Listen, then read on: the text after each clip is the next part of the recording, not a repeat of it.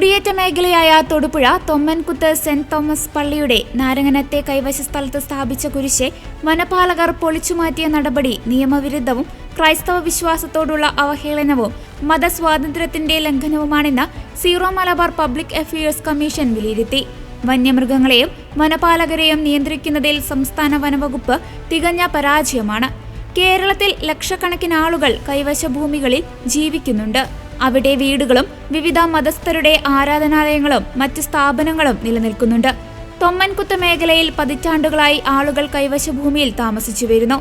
അപ്രകാരം ഇടവകക്കാർക്ക് 6 പതിറ്റാണ്ടായി കൈവശാവകാശമുള്ളതും EMS ഭവന പദ്ധതി ഉൾപ്പെടെ നിർമ്മാണങ്ങൾ ഉള്ളതുമായ പ്രദേശത്ത് വനംവകുപ്പ് ജണ്ടയ്ക്ക് 750 മീറ്റർ അകലത്തിൽ ഇടവക സ്ഥാപിച്ച കുരിശാണ് വനംവകുപ്പ് ഉദ്യോഗസ്ഥർ മതവികാരം വ്രണപ്പെടുത്തിക്കൊണ്ട് പൊളിച്ചു കളഞ്ഞിരിക്കുന്നത്. ഇത് വിശ്വാസികളോടുള്ള വെല്ലുവിളിയും അങ്ങേയറ്റം പ്രതിഷേധാർഹമായ കടന്നുകയറ്റവുമാണ്.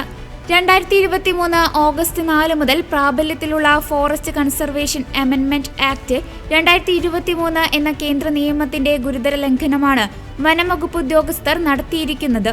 പ്രസ്തുത നിയമ ഭേദഗതി അടിസ്ഥാനമാക്കി പരിശോധിച്ചാൽ തൊമ്മൻകുത്ത് ഉൾപ്പെടെയുള്ള മേഖലയിലെ കൈവശ ഭൂമികൾ വനത്തിന്റെ നിർവചനത്തിൽ നിന്നും സ്വതന്ത്രമാണ്. നിയമപ്രകാരം ജോയിന്റ് വെരിഫിക്കേഷൻ പൂർത്തിയാക്കി പട്ടയം അനുവദിക്കുന്നതിനുള്ള നടപടികൾ എത്രയും വേഗം പൂർത്തിയാക്കുകയാണ് വേണ്ടത്. സംസ്ഥാനത്തുടനീളം വനമേഖലയോട് ചേർന്ന പ്രദേശങ്ങളിൽ വനംവകുപ്പ് ഉദ്യോഗസ്ഥർ നടത്തുന്ന അതിക്രമങ്ങൾ ഗൗരവമുള്ളതാണ്.